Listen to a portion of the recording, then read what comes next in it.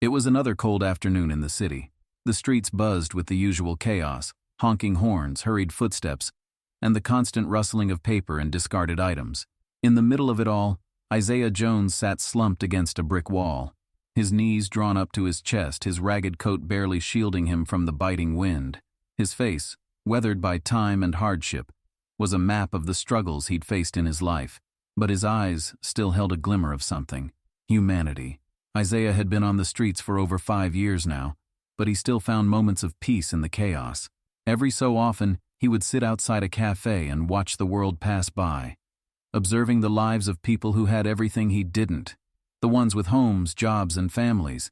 Sometimes he'd let himself imagine what it would be like to walk in their shoes, but that feeling rarely lasted.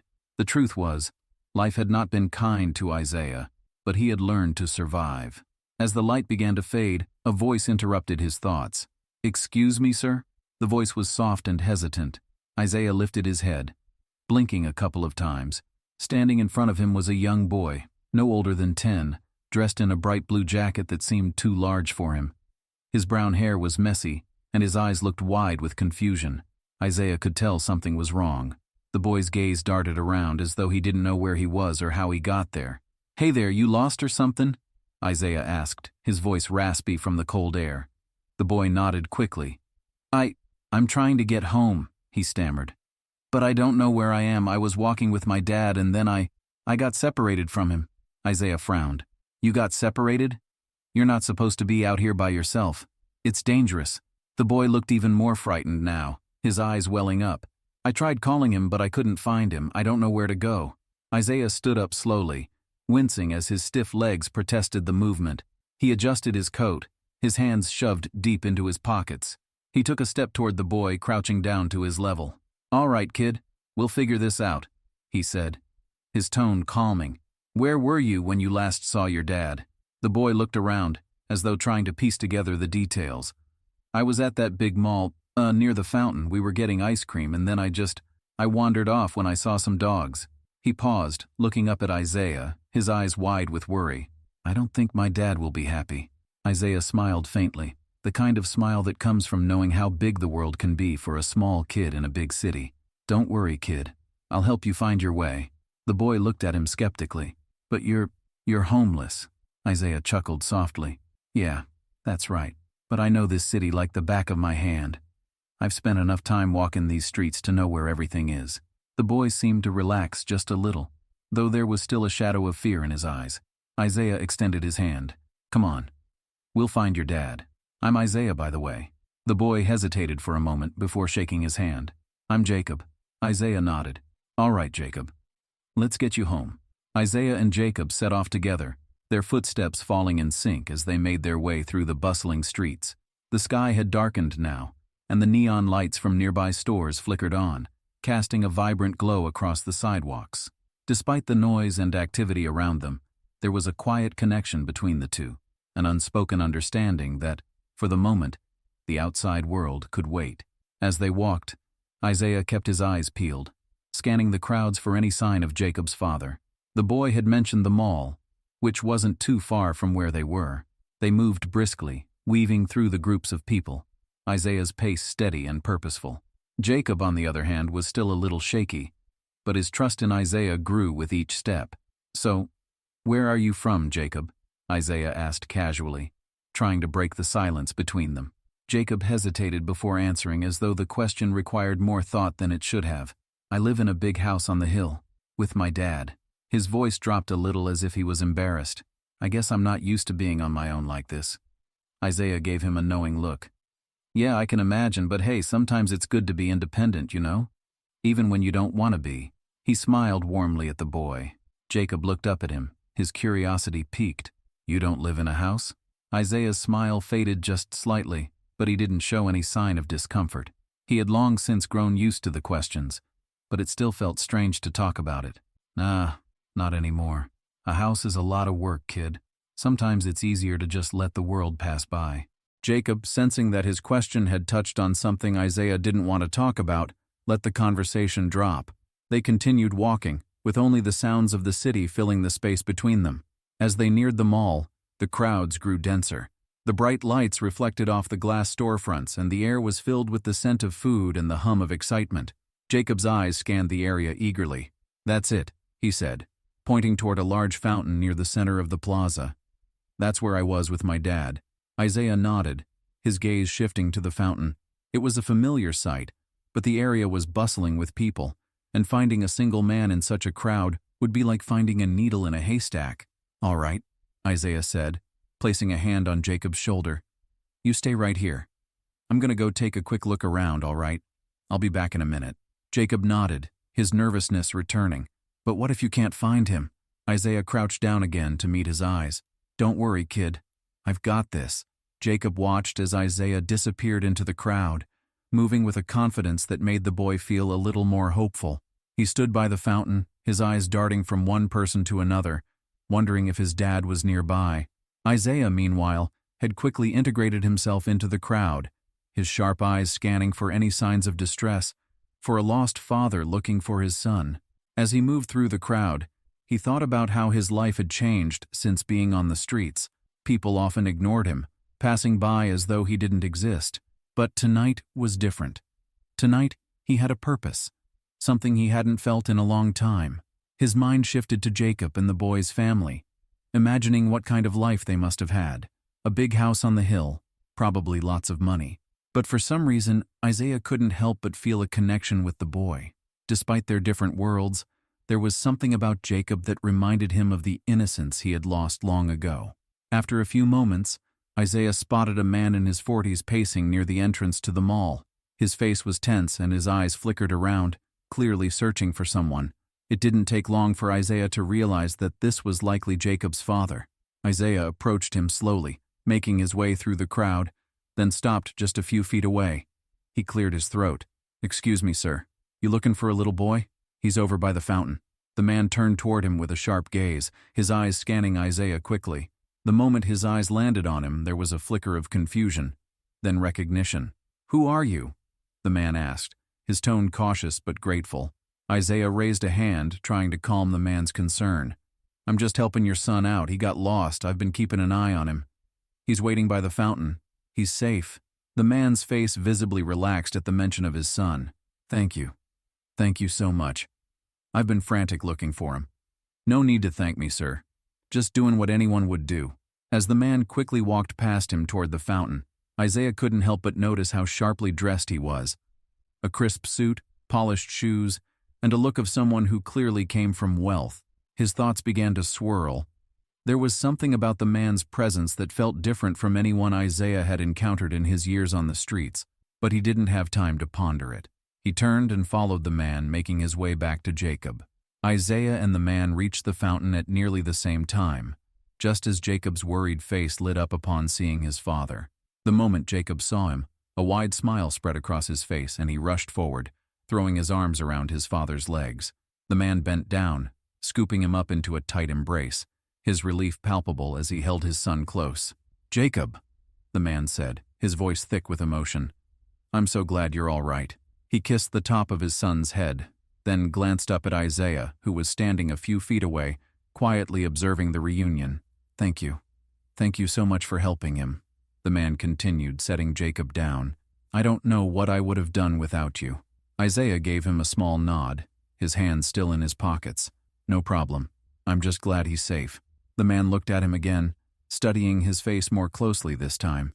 There was something in the way he observed Isaiah that made the homeless man feel a little uncomfortable, like he was being evaluated, scrutinized.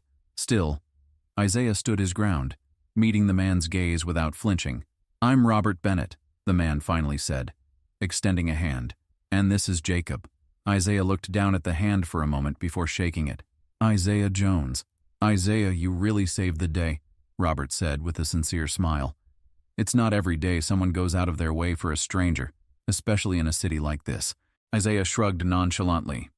"Just did what seemed right." Robert's smile widened, though there was a flicker of something in his eyes. Something Isaiah couldn't quite place. Maybe it was gratitude, or maybe it was something more. Robert seemed like the kind of man who didn't easily show his true feelings, but the kindness in his words was unmistakable. "Tell you what," Robert said after a moment. "I'd like to do something for you. You've helped my son. and I want to make sure you're taken care of." He paused, glancing down at Isaiah's worn clothes and rugged appearance. "I know it's not much, but if you're ever in need of anything, a job, a place to stay, something, don't hesitate to reach out to me. My company is always looking for people willing to work hard." Isaiah blinked, taken aback by the sudden offer. "A job?" he repeated, not quite sure he had heard right. "I don't know if I'm the kind of person you're looking for, sir."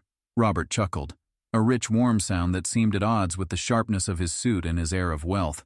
"I'm not looking for a suit and tie kind of guy. I'm looking for someone with heart. Someone who's not afraid to get their hands dirty. I know what it's like to struggle, Isaiah. I grew up with nothing. So if you ever want to turn things around, just give me a call." Isaiah felt a knot form in his stomach. The offer sounded too good to be true. A job? A place to stay? It wasn't the kind of offer someone like him ever got. Not in this city. Not from someone like Robert Bennett. "I appreciate that, sir," Isaiah said slowly. "But I've been doing all right on my own. No offense, but I don't think I'm the kind of guy you're looking for." Robert raised an eyebrow, his eyes never leaving Isaiah. "I understand your hesitation, but think about it. You've got something I can't teach my employees. You've got resilience, and that's worth more than any resume or college degree." He paused, letting his words sink in. "I don't give out chances like this to everyone, Isaiah. It's up to you whether you want to take it." Isaiah stared at him, uncertainty clouding his thoughts. A job? A fresh start? It was hard to imagine something so different from the life he knew. The life of survival on the streets. And yet, something about Robert's words stirred something deep inside of him. He hadn't heard anyone speak like that in a long time. Jacob, who had been silently watching the exchange, tugged at his father's sleeve. "Daddy, can we take Isaiah to lunch? He helped me, and I want to thank him." Robert smiled down at his son. "Of course, buddy. We'll do whatever you want." Isaiah shook his head. "No need for any of that. I'm just glad your boy's safe." He was uncomfortable with the attention, with the idea of accepting anything from them. But Robert wasn't letting it go. "Listen," Robert said, his tone more insistent now. "I'm not asking you to change your life right now, Isaiah. But think about it. There's no harm in taking a small step toward something better." Isaiah hesitated, caught between his skepticism and the faintest hope that maybe, just maybe, this was an opportunity he couldn't pass up. He'd never had a chance like this before. He wasn't sure he was ready to accept it, but he couldn't help feeling the weight of Robert's offer hanging in the air. Before he could respond, Robert placed a business card in his hand. "Call me," Robert said firmly, "whenever you're ready." Isaiah looked down at the card, the weight of the moment sinking in. It was hard to imagine himself working in a nice office, wearing a suit, or even living somewhere that wasn't the street. But the offer was real, and the possibility, no matter how distant, seemed within reach. "All right," Isaiah said, his voice quieter than before. "I'll think about it." Robert nodded approvingly. "That's all I ask." As Robert and Jacob walked away, heading toward the exit of the mall, Isaiah stood there watching them disappear into the crowd. He turned the card over in his hands, staring at the name and number printed on it. A job, a fresh start. It felt like a dream, but dreams could come true if you were willing to take the first step. The next few days felt like a blur for Isaiah. The weight of Robert's offer lingered in his mind like an unanswered question, constantly gnawing at him. He'd been living on the streets for years, just scraping by, getting through each day with the bare minimum. Could he really step into a different life? A life where he wasn't fighting for his next meal or dealing with the uncertainty of where he'd sleep at night. The card Robert had given him sat in his pocket, and every time Isaiah reached for a cigarette or needed some change, his fingers brushed against the business card. It was a reminder of something bigger, something better, but something that seemed so far out of reach. Isaiah had spent most of his life surviving on his own, relying on the street-smart lessons he'd learned. He wasn't sure if he could trust this man or this offer, but there was something about Robert's words that struck a chord deep inside of him. The idea of a fresh start felt like a foreign concept, but maybe, just maybe, it wasn't as impossible as he thought. On a quiet morning, after a restless night of trying to sleep in a shelter that smelled faintly of mildew, Isaiah sat on a bench in the park. He looked at the card again, the number and name glaring back at him, the gold foil catching the light. He sighed and rubbed his eyes, feeling the weight of years on his shoulders. The streets had a way of stealing everything from you. Your dignity, your hope, your belief that you could ever live a life beyond survival. Could he leave all that behind? Could he change his story? His mind raced, torn between skepticism and something that could only be described as hope. Isaiah wasn't the kind of guy who usually believed in second chances, especially not the kind that came from wealthy strangers, but the offer seemed so sincere. Robert Bennett wasn't just offering a job. He was offering something deeper, a chance to be more than just a homeless man. I can't keep living like this, Isaiah muttered to himself. I have to try. He pulled out his phone, his hands shaking as he dialed the number on the card. The phone rang once, twice, and then a crisp voice answered. Hello. This is Robert Bennett. Isaiah took a deep breath. Mr. Bennett? This is Isaiah Jones. I wanted to talk to you about your offer. There was a brief pause followed by a slight shift in tone. Isaiah, I'm glad to hear from you. How are you doing? Isaiah hesitated. I'm all right. I've been thinking about what you said. I don't know if I'm the right person for a job, but I want to try. I need to try. Good, Robert said, his voice firm but encouraging. That's all I need to hear. We can't waste time thinking about the past. You've got the determination, Isaiah. That's all that matters. How about we meet today? I'll take you for lunch and we can talk about what this opportunity looks like. Isaiah's heart raced. This was real. It was happening. Sure, he said, trying to sound more confident than he felt. Where do you want to meet? I'll send a car to pick you up, Robert replied. I'll text you the details. Isaiah barely had time to process what was happening before the message pinged on his phone. He looked down at the screen, his stomach nodding as he saw the address. A restaurant? No, not just any restaurant. It was a high-end place. One of those fancy spots he'd only ever seen on TV. The kind where a meal cost more than he'd made in an entire week. All right, Isaiah muttered to himself. Let's see what this is all about. Half an hour later, a sleek black car pulled up to the curb in front of Isaiah. The driver, dressed in a suit, stepped out and opened the door for him. Isaiah's eyes widened for a moment before he swallowed his nerves and stepped inside. The drive felt long. Though it was only a few miles, the city seemed to blur past him as he sat in silence, trying to calm his racing thoughts. Every corner they turned, every street they passed seemed to remind him just how far out of place he felt. The car finally pulled up to the restaurant, an upscale building with glass windows that gleamed in the sunlight. Isaiah stepped out of the car, his heart pounding in his chest. As he walked inside, he was immediately hit with the scent of rich food and the soft murmur of conversation. The staff seemed to move in a fluid, practiced rhythm, and the polished floors gleamed under his feet. He felt like he didn't belong here. Mr. Jones? A hostess asked, her voice light but professional. She was looking at him with a smile, but he could see the slightest hint of confusion in her eyes. He wasn't dressed for a place like this.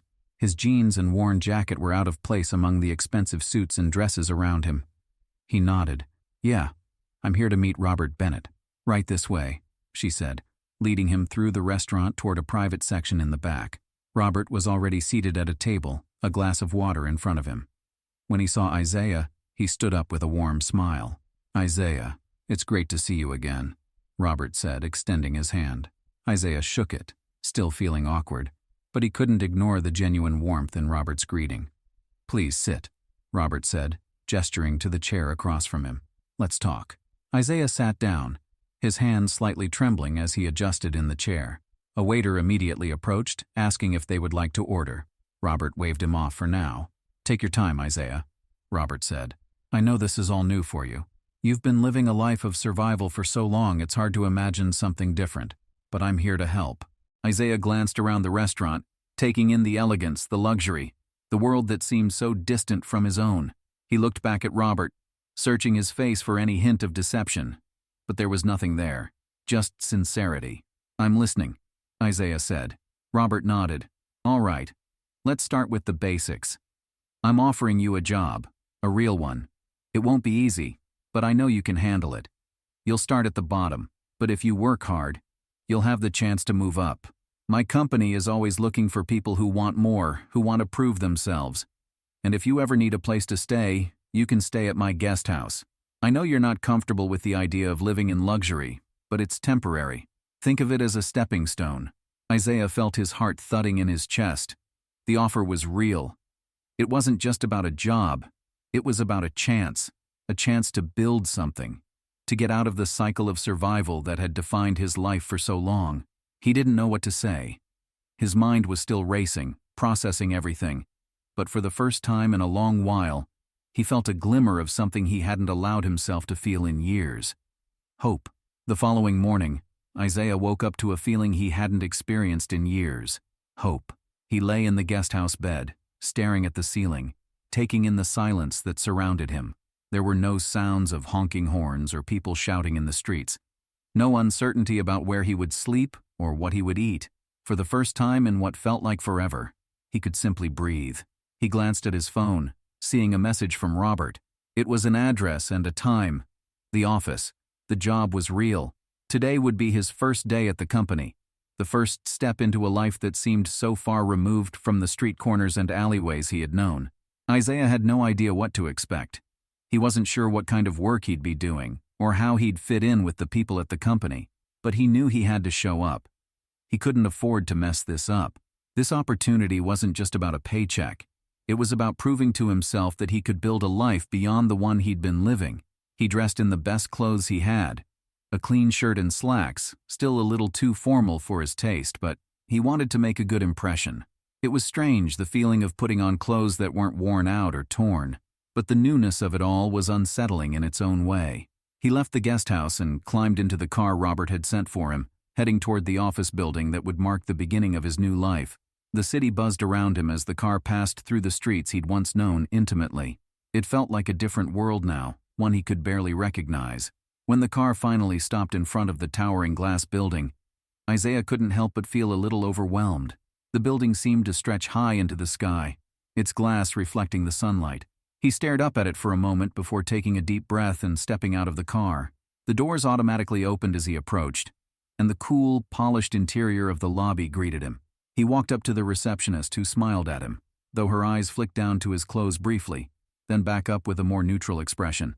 "Hello, can I help you?" she asked. "I'm here to meet Robert Bennett," Isaiah replied, his voice steady despite the nerves swirling inside him. "Right this way," she said, gesturing to the elevators. "Mr. Bennett is expecting you." Isaiah followed her to the elevator, where they ascended to the top floor. As the doors opened, he stepped into a sleek modern office space. Glass walls, clean lines, and elegant furniture filled the space. The atmosphere was quiet, almost too quiet, and he could feel the weight of his footsteps echoing through the room. "Isaiah, welcome!" Robert greeted him from behind a large desk, standing up to shake his hand. Isaiah took a deep breath and walked toward him. "Thank you for this. I'm not sure what to expect, but I'll work hard." Robert smiled. "That's all I ask. Let's get you settled in." For the next few hours, Robert introduced Isaiah to the office, showing him around and explaining how things worked. The company was impressive, filled with people dressed in sharp suits talking business and making deals. Isaiah couldn't help but feel out of place, his old life still tugging at him, reminding him of the uncertainty he had left behind. But Robert was patient with him, guiding him through the basics, offering encouragement whenever he seemed unsure.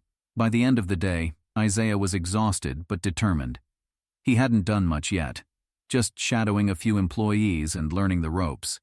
But he could already feel the weight of the change settling in. He wasn't just a homeless man anymore. He was someone with a future, with a purpose. Robert walked him out of the office as the day wound down. "You did great today," he said, clapping him on the back. "It's just the beginning, but I'm already seeing a lot of potential in you, Isaiah." Isaiah felt a mix of pride and disbelief.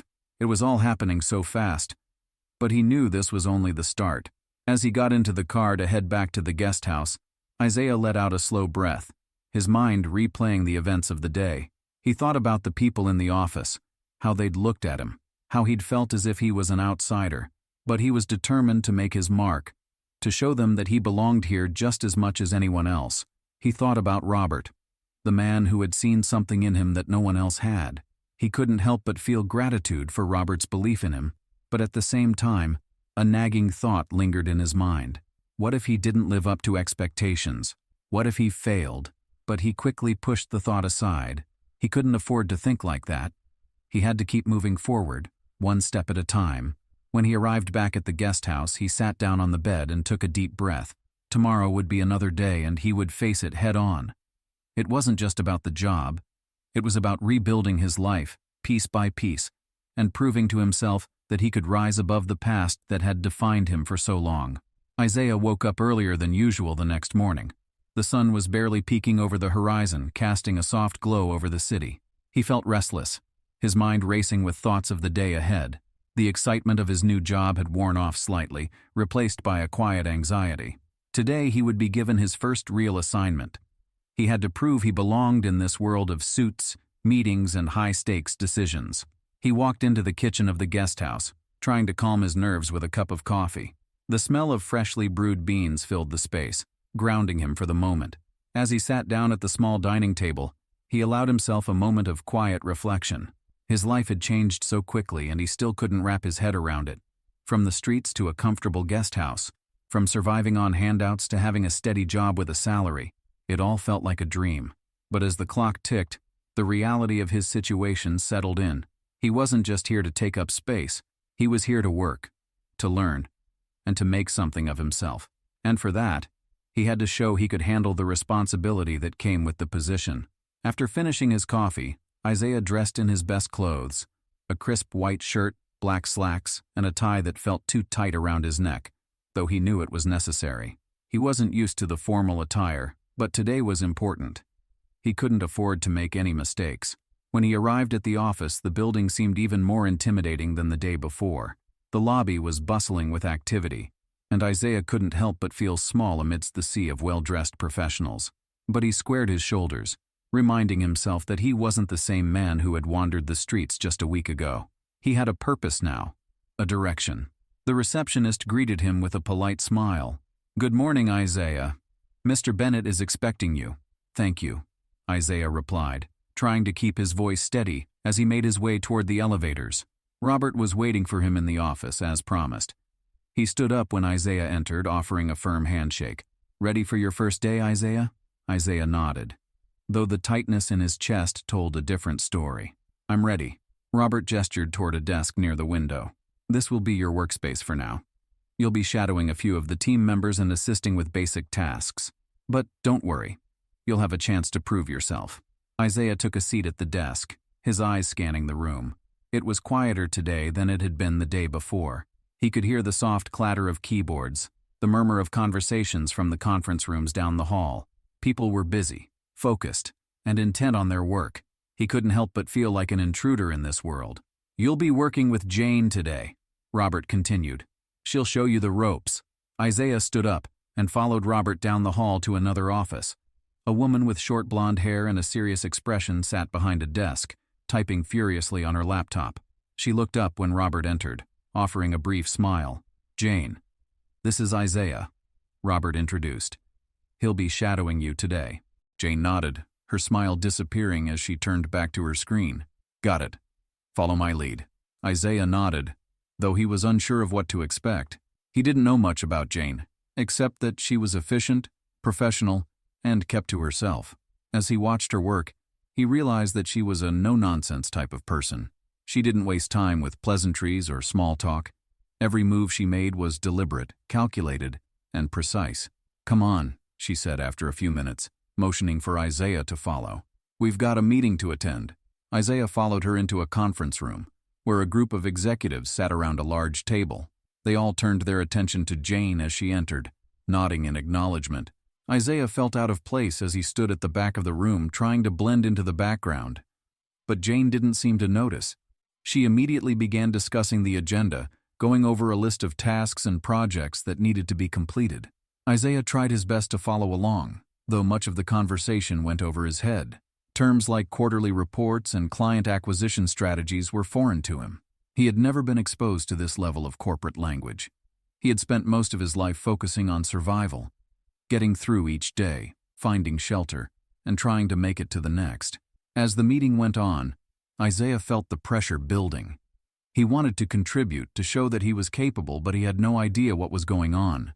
Every now and then, Jane would glance at him, as if waiting for him to say something, but he didn't know enough to speak up. After what seemed like hours, the meeting finally ended. Isaiah followed Jane back to her desk, feeling both relieved and defeated.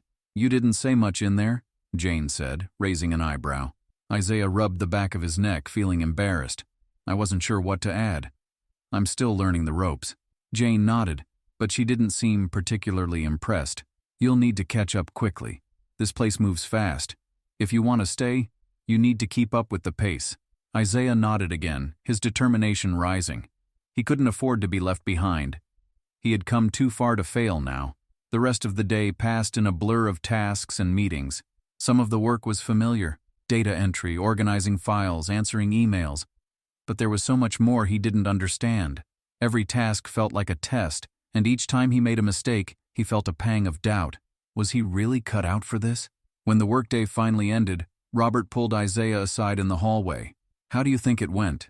Robert asked, his voice calm but probing. Isaiah hesitated, unsure how to answer. "It was tough. A lot to take in. I don't know if I'm getting it all right." "You're doing fine," Robert said, giving him an encouraging smile. "Don't expect to know everything on the first day. It's going to take time, but you've got the right attitude. That's what matters." Isaiah felt a flicker of relief. Maybe he wasn't as far behind as he thought. Maybe this was just the beginning, and he had to give himself time to adjust. "Thanks," Isaiah replied. "I'll keep working hard." "That's the spirit," Robert said, patting him on the shoulder. "You're doing great. Keep it up." As Isaiah left the building that evening, he couldn't help but feel a mixture of exhaustion and optimism. Today had been tough, but it hadn't been a failure. He had made it through. And tomorrow he'd try again.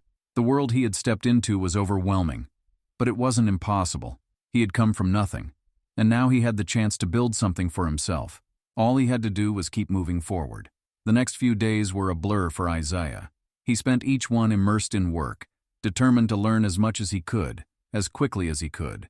Jane's unrelenting pace had not slowed down, and the pressure from his new role seemed to increase with each passing hour. But amid the confusion and the occasional misstep, there were moments when Isaiah began to feel a flicker of hope. Maybe this life wasn't so far beyond his reach after all. Isaiah's mornings became a routine.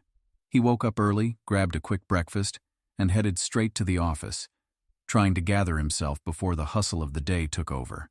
It was a simple routine, but it was his, and as each day passed, it helped him find some stability. On one particular morning, Isaiah arrived at the office early, hoping to get ahead of his tasks for the day. He was the first to step off the elevator, the building still quiet save for the low hum of the lights and air conditioning. As he walked into the lobby, he noticed a familiar face sitting at the desk. It was Robert. "Good morning, Isaiah," Robert greeted with a smile, his demeanor as calm and collected as ever.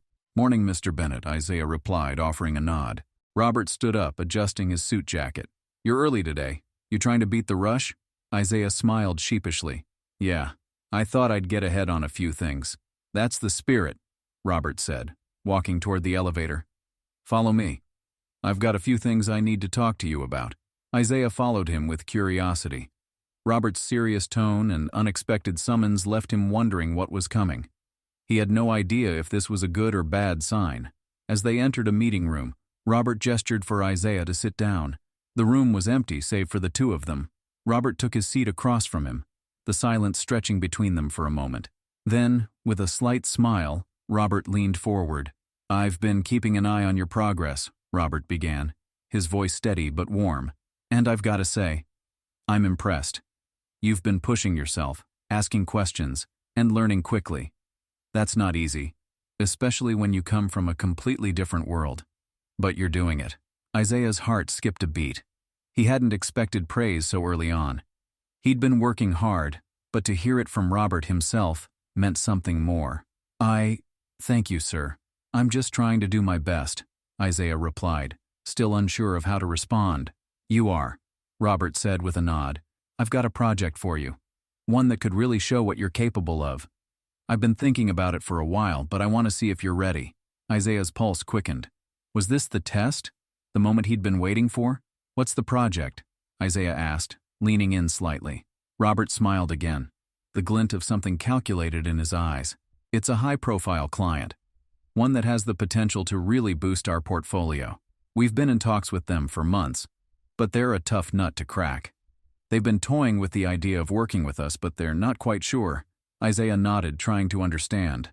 "So, you want me to—" Robert cut him off. "I want you to lead the pitch." Isaiah blinked. "Me? Lead the pitch?" "Yes. You'll be in charge of this one. Jane will assist, of course, but this is your chance to prove you can handle the responsibility." Isaiah felt his stomach tighten. Lead the pitch? The weight of it settled in, but so did a sudden rush of determination. This was his shot. This could be the moment where everything changed. "All right," Isaiah said, trying to sound confident despite the nerves flooding his chest. "What do I need to do?" Robert smiled. "You'll meet with the client, understand their needs, and prepare a presentation that speaks to their goals. I'll give you the background and the materials, but the execution is all you." Isaiah nodded, his mind already racing through the details. This was a massive opportunity, and he couldn't let it slip through his fingers. "Got it," he said, feeling a fire building inside of him. "When do I meet the client?" "Tomorrow morning," Robert replied. "I'll send over the information, and you'll have the night to prepare. You're ready for this, Isaiah. Don't overthink it." Isaiah stood up, feeling both the excitement and the pressure of the task ahead. "I won't let you down. I know you won't," Robert said with a reassuring pat on the shoulder. "Go and get some rest tonight. You'll need it." As Isaiah left the room, his mind was racing. This was it. His first real test. The kind of project that could change everything. The weight of the task ahead was daunting, but the thrill of the opportunity filled him with a sense of purpose. That evening, he stayed late in the office, poring over every piece of information Robert had given him. He took notes, making sure to understand every detail, every nuance of the client's business. He wasn't going to leave anything to chance. As the clock ticked past midnight, Isaiah took a deep breath. He had prepared as much as he could. Now, all that was left was to execute. The following morning, Isaiah stood in front of the mirror in his guest house, straightening his tie. The man staring back at him looked different from the one who had wandered the streets just a week ago. He looked focused, determined, and for the first time he looked like he belonged. He was ready. The morning of the pitch arrived with an urgency that buzzed in the air. Isaiah dressed carefully, his movements precise, each one driven by the same sense of purpose that had pushed him through the last few days. His suit felt different now. It didn't just fit his body. It seemed to fit his new identity, the man he was becoming. He adjusted his collar and straightened his tie, a small smile tugging at the corners of his lips. This was his moment. When he arrived at the office, the building felt different. The usual hustle and bustle of the morning seemed muted, as if the world was holding its breath in anticipation of what was to come. Isaiah's footsteps echoed in the quiet lobby as he made his way to the conference room. He had studied the materials all night, but there was something about the tension in the air that made him second-guess himself. His palms felt clammy, but he wiped them against his suit and pushed forward. As he entered the room, he was greeted by the usual faces: Robert, Jane, and a few others from the team. But this time, there were also a few unfamiliar ones. The client. They sat at the long conference table, their expressions unreadable, their eyes watching Isaiah with a quiet intensity. He could feel their gaze, the weight of their expectations pressing down on him. "Good morning, everyone," Robert said, his voice calm, reassuring. "Isaiah, this is Mr. Harrington and his team. They're the ones we'll be working with on this project." Isaiah offered a handshake, his grip firm despite the nerves threatening to take over. Mr. Harrington, a man in his mid-50s with sharp features and a suit that screamed wealth, shook his hand without saying much. His cold blue eyes didn't seem to soften, but there was a flicker of curiosity there. The woman sitting beside him, likely his business partner, gave him a polite nod but didn't speak. Isaiah took a deep breath and stood at the front of the room, his heart pounding in his chest. The projector hummed to life behind him, the slide showing the logo of Harrington Enterprises. He had worked hard to put this presentation together, and now it was time to deliver. "Thank you for your time today," Isaiah began, his voice steady, though the adrenaline was buzzing in his ears. "We understand the unique challenges your company is facing, and we've tailored this proposal to address those needs, while also highlighting areas where we believe we can bring significant value." He clicked to the next slide, outlining the specifics of the project. As he spoke, he kept his gaze on the faces of the client's team, looking for any signs of engagement or, more importantly, disinterest. He couldn't afford to lose them. Isaiah went through each point of the pitch, his words confident but humble, his explanations clear and precise. He didn't rush through the details, even when the pressure seemed to mount. Every fact, every number, was part of the bigger picture he was painting, one that would prove to Harrington Enterprises that they were making the right decision by partnering with their company. But just as Isaiah thought he had found his rhythm, he saw it, a flicker of disapproval in Mr. Harrington's eyes. The billionaire was tapping his fingers impatiently on the table, His attention no longer focused solely on Isaiah. The weight of that shift was enough to unsettle Isaiah. But he couldn't afford to show weakness. Not now. "Mr. Harrington," Isaiah said, keeping his voice even. "I understand that change can be challenging, but with the right tools and strategies in place, I believe we can transform your company's trajectory in a way that's sustainable and forward-thinking." Isaiah paused, letting the words settle. It was a bold claim, but it was one he truly believed. He had spent the last few nights obsessing over the numbers, the data, the possibilities. He knew this proposal inside and out. Mr. Harrington finally leaned forward, folding his hands together. His gaze was sharp, but there was a flicker of something else. Interest, perhaps. "Interesting," he said, his voice low and measured. "But what makes you think you can deliver on this? You're a newcomer, and we're a company with very specific needs. What makes you different from the others?" Isaiah swallowed. The question hung in the air like a challenge.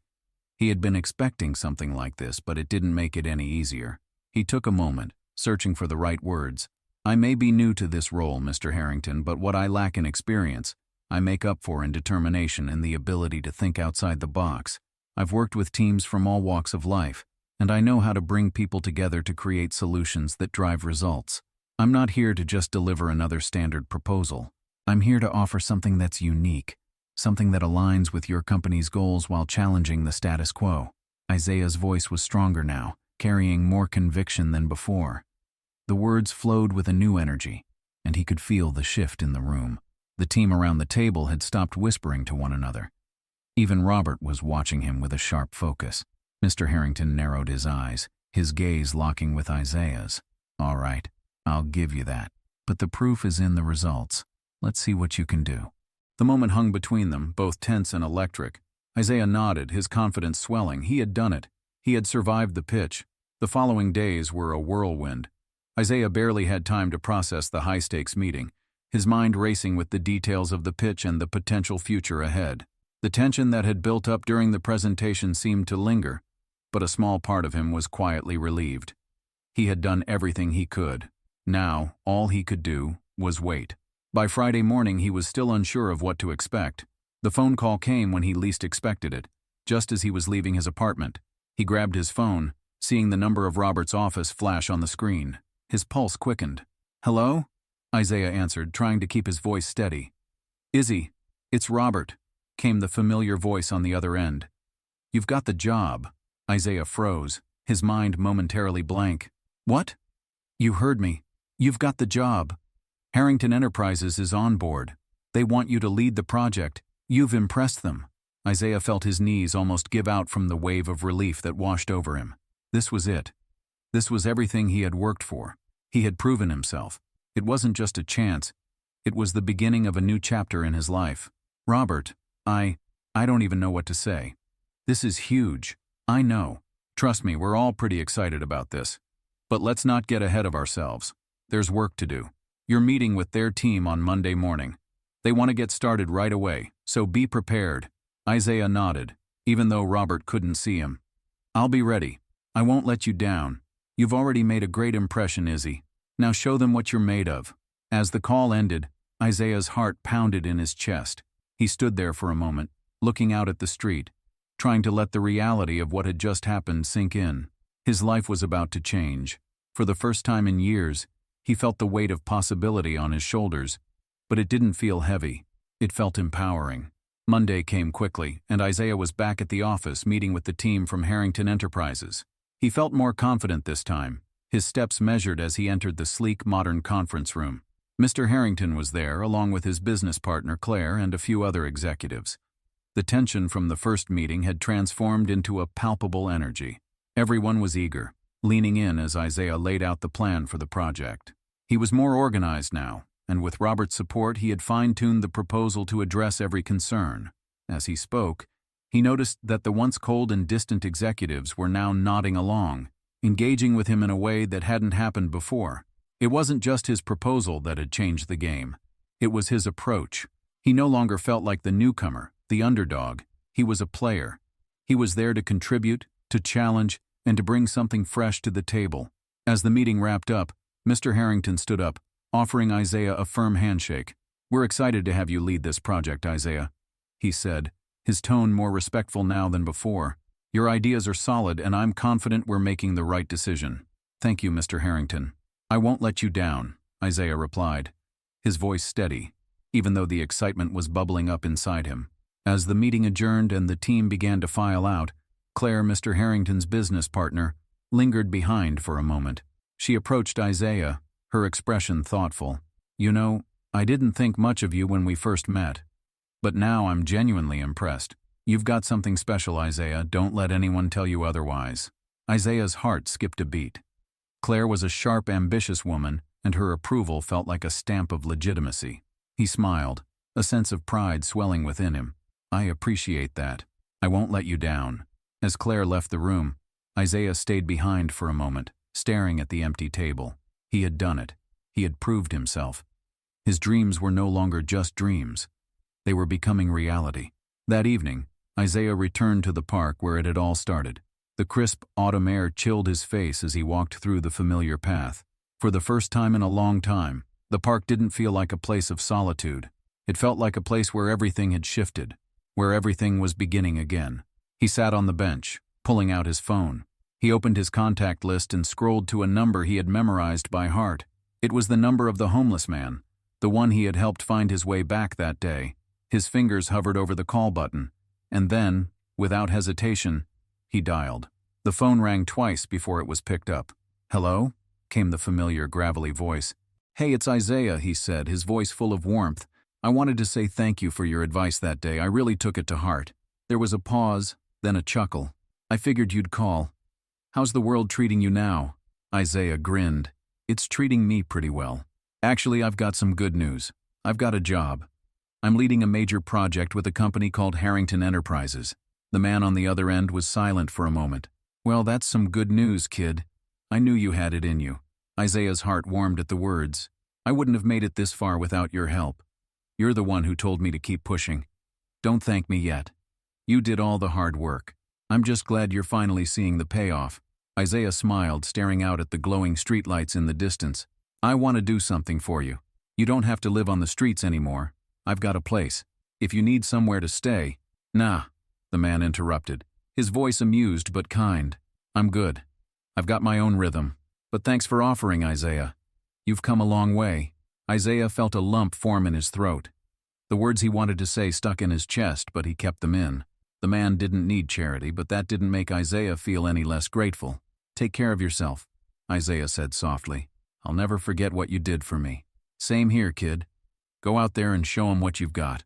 As they hung up, Isaiah sat back on the bench, gazing up at the night sky. His journey was far from over, but for the first time, he felt like he was heading in the right direction. The days following the meeting with Harrington Enterprises flew by in a blur of activity. Isaiah dove headfirst into the project, using every ounce of his newfound confidence and skill. It was challenging, yes, but every obstacle felt like a hurdle he was more than ready to jump over. He had a plan, and now, for the first time in years, he could see the finish line clearly in sight. Work became a welcome distraction from the worries that had once plagued him. He poured his energy into perfecting his ideas, collaborating with the best and brightest in the industry. Slowly but surely, he gained the respect of his colleagues. People were starting to recognize him, not just for the work he did, but for the way he carried himself. He wasn't just another face in the crowd anymore. He was someone to be reckoned with. Yet, even as his professional life soared to new heights, Isaiah couldn't shake the sense of longing that had followed him through every step of his journey. He had achieved so much, but a part of him still felt like something was missing. The weight of his past, of his life on the streets, still lingered in the back of his mind.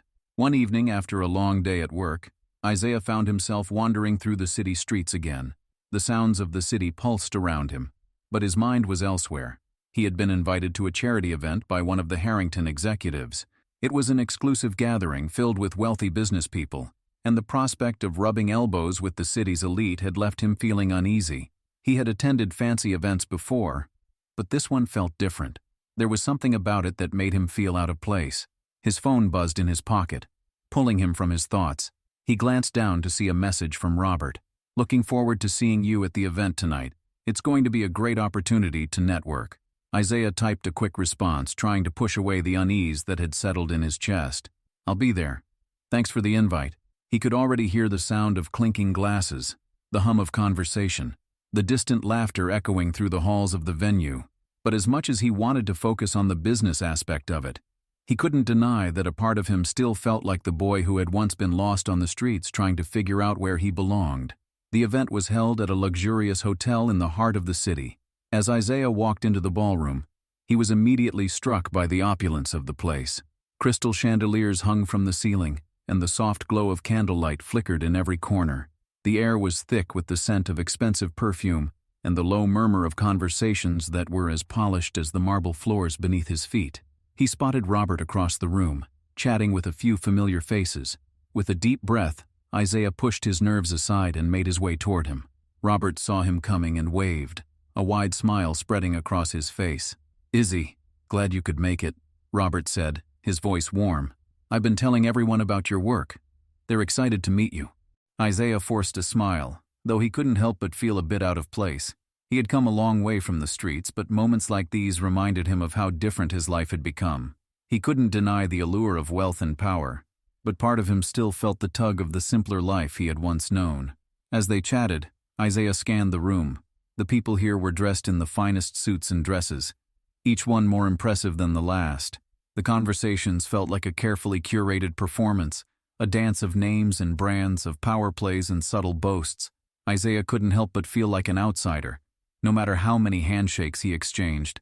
But then, just as he was about to retreat into his thoughts, he caught a glimpse of someone in the crowd, a familiar face that made his heart skip a beat. It was the homeless man, the one who had helped him so many months ago, the one whose advice had changed his life.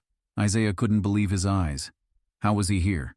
His first instinct was to approach him, to thank him again for all that he had done, but then he hesitated. This wasn't the same man he had met before. This man was clean-shaven, wearing a tailored suit, his posture confident and assured. The transformation was nothing short of remarkable. Before Isaiah could make a move, the man spotted him. Their eyes met across the room, and for a moment, time seemed to stand still. The man gave him a subtle nod, and Isaiah felt a surge of emotion rise in his chest. He walked toward him, unsure of what to say. "Isaiah, right?" The man's voice was smooth and calm, but there was a glint of recognition in his eyes. "I thought I'd run into you here." Isaiah was stunned. "You?" "Yeah, me," the man interrupted, offering a wry smile. "Funny, isn't it? Life has a way of bringing people back together." Isaiah couldn't help but smile back. You look different." The man laughed, his eyes warm. "I guess I should. After all, I'm not who you think I am." Isaiah furrowed his brow, confused. "What do you mean?" The man leaned in closer, lowering his voice so only Isaiah could hear. "I'm Robert Harrington's father." Isaiah's heart stopped. "What? You heard me?" the man said with a chuckle. "I've been keeping a low profile for a while now, but I've been watching you, and I've been impressed." Isaiah couldn't believe it. The man who had been on the streets offering advice was actually one of the most powerful men in the city. He had never expected this. I don't know what to say." "You don't have to say anything," the man replied. "But I want you to know that I've been following your progress. I see the potential in you, and I think it's time I offer you a real opportunity." Isaiah's mind raced. What was he hearing? Was this some kind of test? Some elaborate joke? "I want you to join my team," the man said, his voice steady. "I've got a project in the works, and I need someone with your skills. What do you say?" Isaiah stood there for a moment, the weight of the offer sinking in. This wasn't just a chance, it was a life-changing moment. It was more than he had ever dreamed of. But there was one thing that mattered more than anything else. "Thank you," Isaiah said, his voice thick with emotion. "You don't know how much this means to me." The man smiled, his eyes filled with understanding. "I think I do." And just like that, Isaiah's life had taken another extraordinary turn. His journey was far from over, but one thing was certain. The boy who had once been lost had found his way home. As Isaiah stood in the lavish office of Robert Harrington's father, the weight of the decision before him began to settle on his shoulders. The room was sleek and modern, with large windows offering a stunning view of the city skyline. It was a stark contrast to the streets he had once known. And yet, he felt oddly at home in this unfamiliar world. The man, who Isaiah had now learned was Robert's estranged father, sat across from him, his demeanor calm and collected. He was a seasoned businessman, clearly accustomed to making high-stakes decisions. His presence radiated power, but there was an underlying warmth in his eyes that made Isaiah feel as though he had a true ally. "I know this is a lot to take in," the man began, leaning back in his chair, "but I believe in you, Isaiah.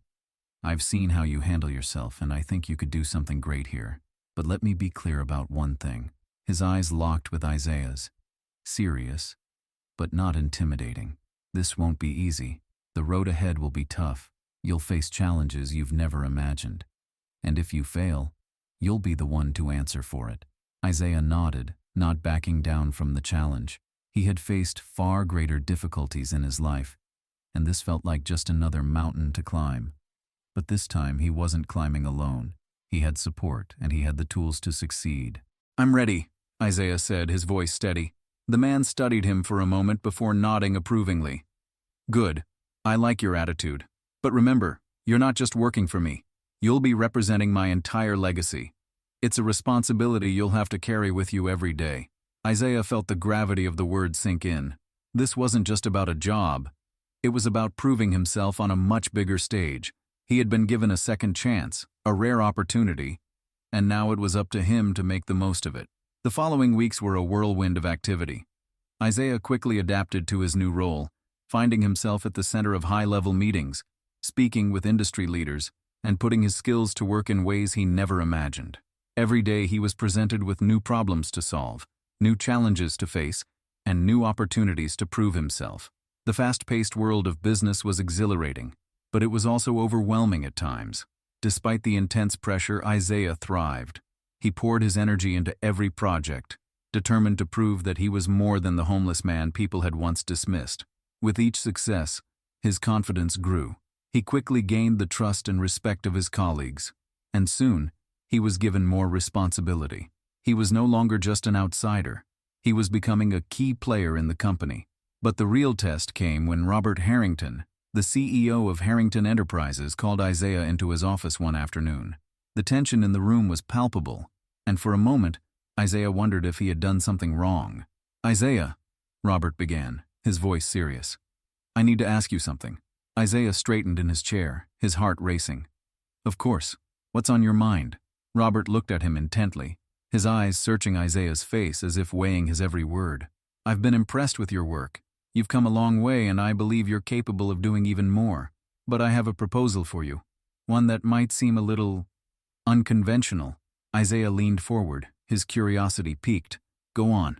I want you to take on a project that will test everything you've learned," Robert said, his tone almost cryptic. "It's a new division we're launching, and it's going to be high stakes. The company's future could very well depend on it. I need someone who can think outside the box, someone who isn't afraid to take risks." Isaiah felt the weight of Robert's words. This wasn't just another corporate initiative. This was a game changer, a make-or-break moment, and he was being handed the reins. "I won't let you down," Isaiah said, determination in his voice. "I'll do whatever it takes to make this project a success." Robert gave him a small smile, as if he had been waiting for that answer. "I knew you'd say that. But just so we're clear, this won't be easy. You'll be facing obstacles from both inside and outside the company. People will question your decisions. They'll doubt you, just like they doubted you when you first started here. But if you pull this off, the rewards will be enormous." Isaiah didn't hesitate.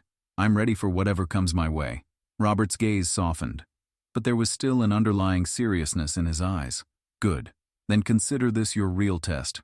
The next few days were a blur of intense meetings and planning. Isaiah worked tirelessly to get the project off the ground, using all of the skills he had developed over the past months.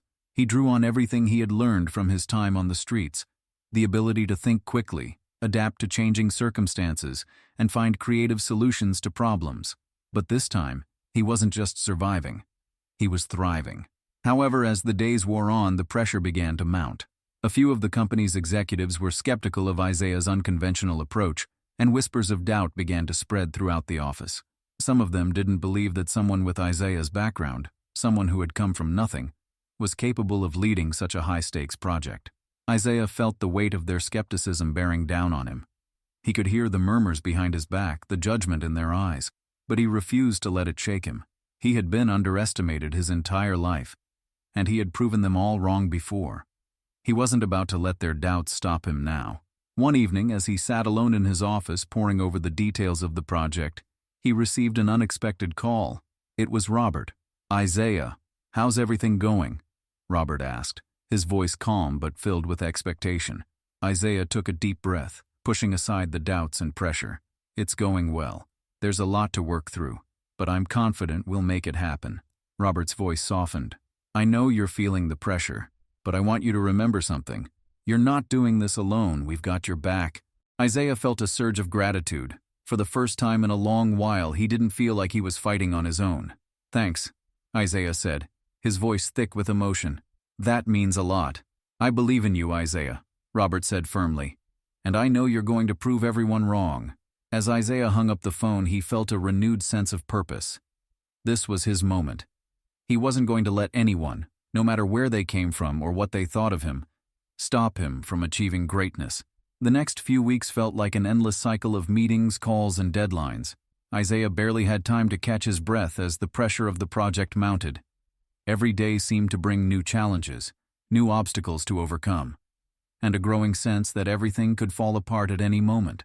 But through it all, one thing remained constant: Isaiah's determination to succeed. He had always been driven, but now there was a new fire within him. The stakes were higher than ever, and he wasn't just fighting for himself anymore. He was fighting for the trust Robert had placed in him, for the faith that his colleagues were starting to develop, and for the opportunity to prove that his background didn't define his future. Isaiah had become a familiar face at the office, no longer the outsider who had once been a homeless man. He was now someone people looked to for leadership, someone they respected. He had earned that respect through hard work, consistency, and a quiet resolve that never wavered, even when everything around him seemed to be crumbling. But even the strongest of foundations can be tested, and Isaiah was about to face the biggest test of all. One afternoon, as Isaiah was leaving the office after another long day, he received a call from Robert. There was something in his voice that immediately put Isaiah on alert. "Isaiah, I need you to come to my office. There's something important we need to discuss," Robert said, his tone serious. Isaiah's stomach tightened. He had a sinking feeling that the news wasn't good, but he pushed it aside. Robert had always been a man of his word, and he trusted him more than anyone. He quickly made his way to the CEO's office, his mind racing with possibilities. When he arrived, Robert was standing by the window, looking out over the city. The moment Isaiah walked in, Robert turned to face him, his expression grave. "Isaiah, I need to be upfront with you," Robert began, his voice steady. "There are some people within the company who are questioning the direction you're taking with the project. They feel that your approach is too risky, that it's too unconventional. There's pressure coming from all sides to either change the strategy or pull the plug entirely." Isaiah felt his heart drop into his stomach. He had expected challenges, but this felt like a direct attack. His mind raced, trying to process the information. After all the work he had put in, after proving himself again and again, now it seemed like it could all be undone in an instant. "I've already spoken to them," Robert continued, "but I need to know if you're still confident in what you're doing. If you are, I'll back you 100%. But if there's any doubt in your mind, now is the time to speak up." Isaiah took a deep breath. The pressure of the moment was suffocating, but he knew what he had to do. He had been through worse. He had faced more insurmountable odds than this. He wasn't about to let a few doubters stand in his way. "I'm not backing down," Isaiah said, his voice firm. "I believe in this project. I know it's risky, but I've seen the potential. I've seen what we can achieve if we stay the course. We can make this work, Robert." Robert studied him for a moment, as though weighing his words. Finally, he nodded. "Good. That's exactly what I needed to hear," Robert said. "I'm with you, Isaiah. Now let's go show the rest of the company what you're capable of." The next morning, Isaiah gathered his team for a critical meeting. The pressure to succeed weighed heavily on his shoulders, but he knew he couldn't afford to show any doubt. He stood at the front of the room, his eyes scanning the faces of the people who had once doubted him, but were now looking to him for guidance. "We've got a decision to make," Isaiah began, his voice strong. "We've been given an opportunity to lead this company into a new era. This project is more than just a business venture. It's a chance to prove that we can think differently, that we can push the boundaries of what's possible. But to do that, we have to take risks. And right now we're at a crossroads. We either stay the course and take that risk, or we let fear control our future." He paused for a moment, allowing his words to sink in. The room was silent, each person contemplating the gravity of the situation, but Isaiah could feel the shift. He could see the determination in their eyes, the same fire that had ignited in him weeks ago. "We're going to move forward. We're going to take that risk and we're going to succeed. I don't care what anyone else says. We have the talent, we have the vision, and we have the courage to make this work. But I need all of you with me," Isaiah continued, his voice growing more passionate. The room erupted into a chorus of agreement. His team was with him. They believed in him, just as Robert had. The energy in the room shifted from uncertainty to excitement. And for the first time in weeks, Isaiah felt a surge of hope.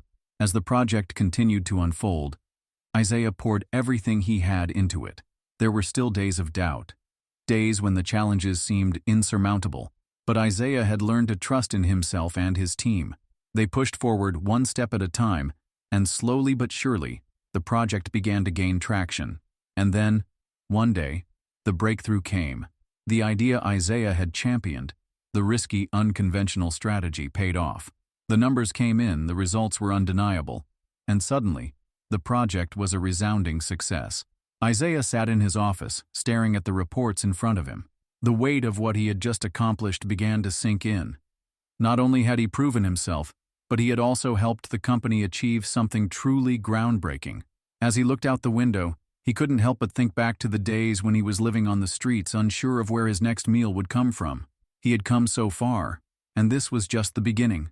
He had faced the doubts, the skepticism, and the challenges, but through it all, he had stayed true to himself.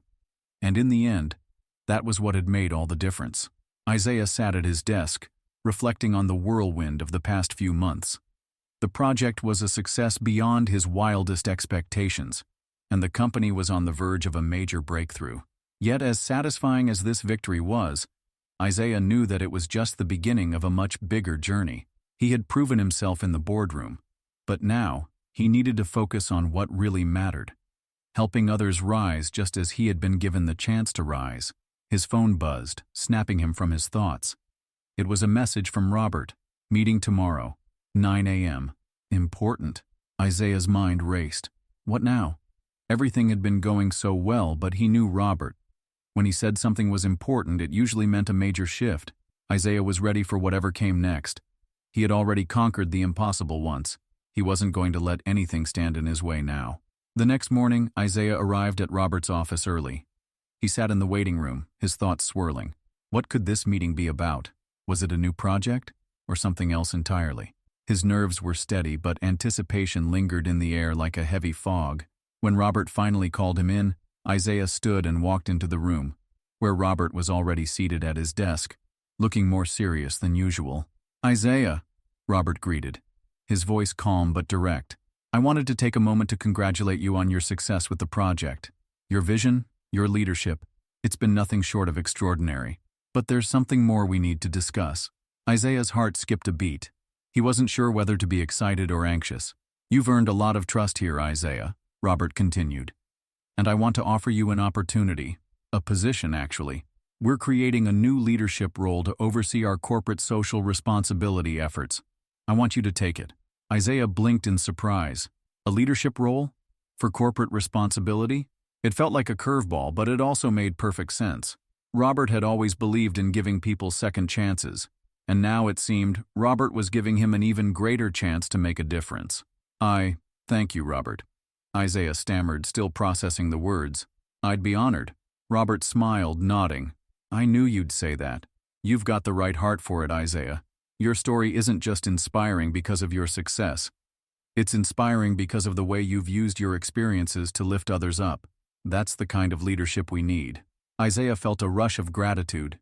He had spent so many years focusing on his own survival, never imagining that he would one day have the power to change lives beyond his own. And now, that was exactly what Robert was asking of him. In the weeks that followed, Isaiah took on his new role with a passion and fervor that quickly earned him respect throughout the company. His first major initiative was to partner with local nonprofits, offering job training and educational programs for young people in underprivileged communities. Isaiah knew what it was like to feel invisible, to be overlooked and underestimated. He wasn't about to let others experience the same thing. One afternoon, Isaiah was visiting one of the organizations they were supporting when he met a young man named Malik. Malik was in his early 20s, full of potential, but caught in a cycle of uncertainty.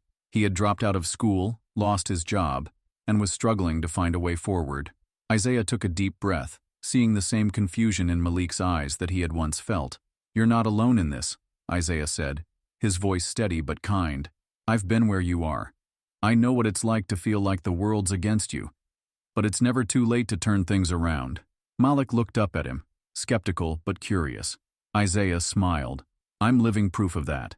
Over the next few months, Isaiah worked closely with Malik, helping him find a job, providing mentorship, and even bringing him to some of the corporate events where he could network and see the world of opportunity that existed beyond the streets.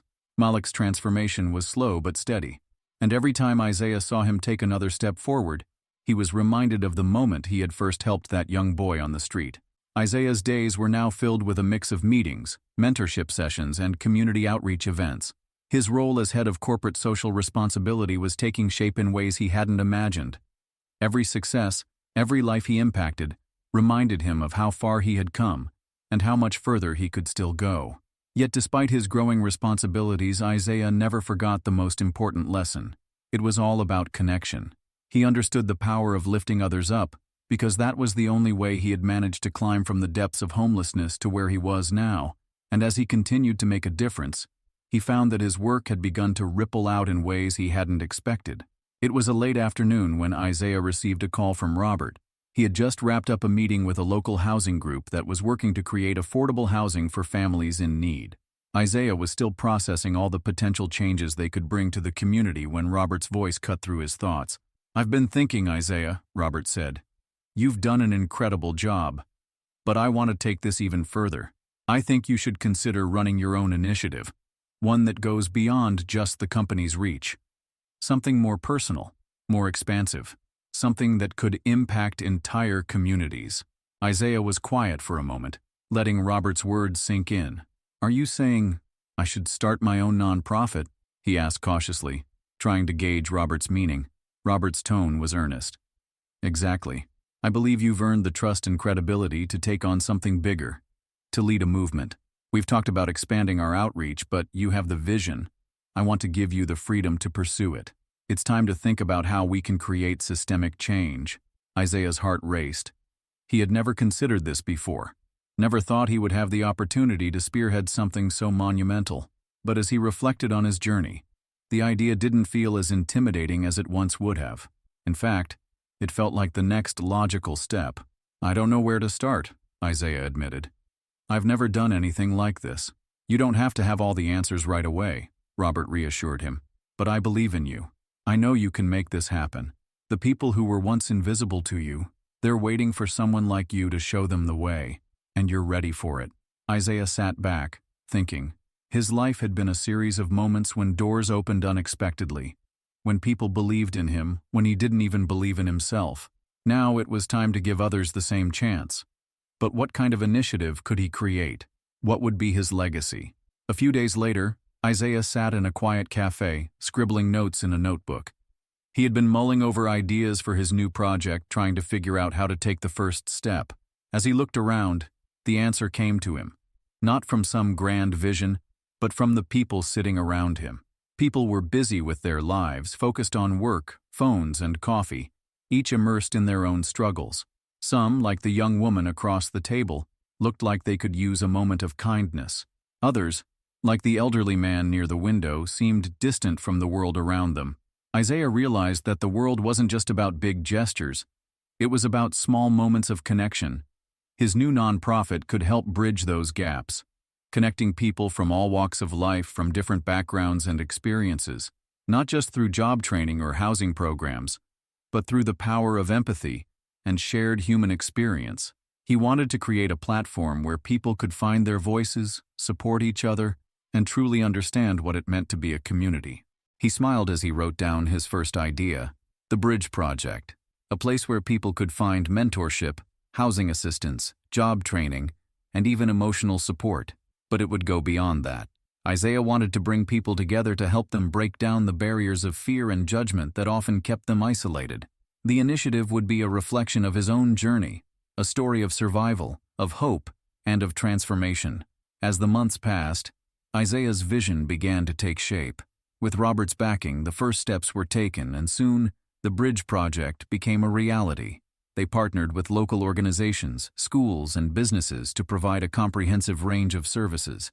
But what truly set it apart was the sense of community they fostered. Isaiah made sure that everyone involved had a voice, no matter their background, no matter their past. One of the first people to join the project was Malik, the young man Isaiah had mentored. Malik had gone from being unsure of his future to becoming a vital part of the bridge project. He had found work, gained new skills, and was now helping others who were in the same position he had once been. Isaiah couldn't help but feel proud. The cycle had come full circle. The work he had started on the streets, helping a lost boy find his way, had evolved into something much bigger, something that would continue to change lives for years to come.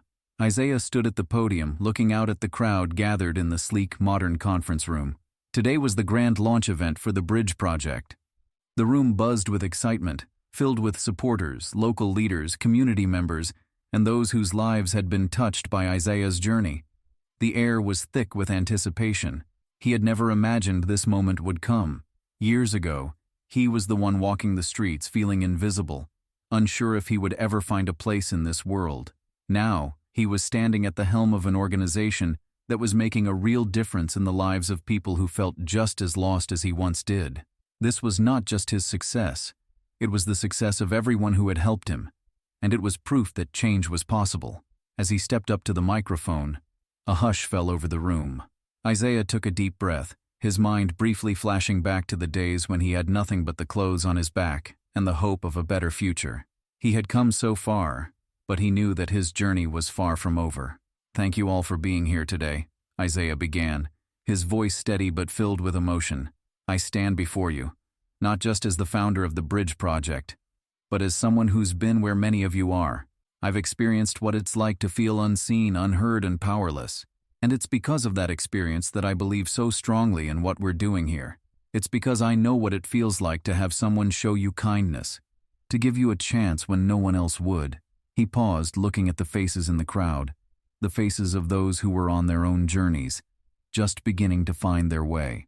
There were young men and women who had faced hardship, people who had struggled to find a way out of poverty, and many who had simply been lost in the noise of life. Isaiah continued, his words more powerful now, his heart full of purpose. "This project isn't just about providing jobs or housing.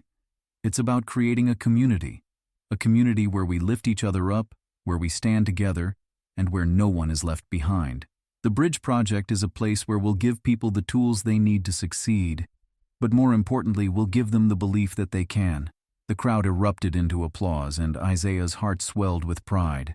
But even as he received their praise, he knew that the real work had only just begun.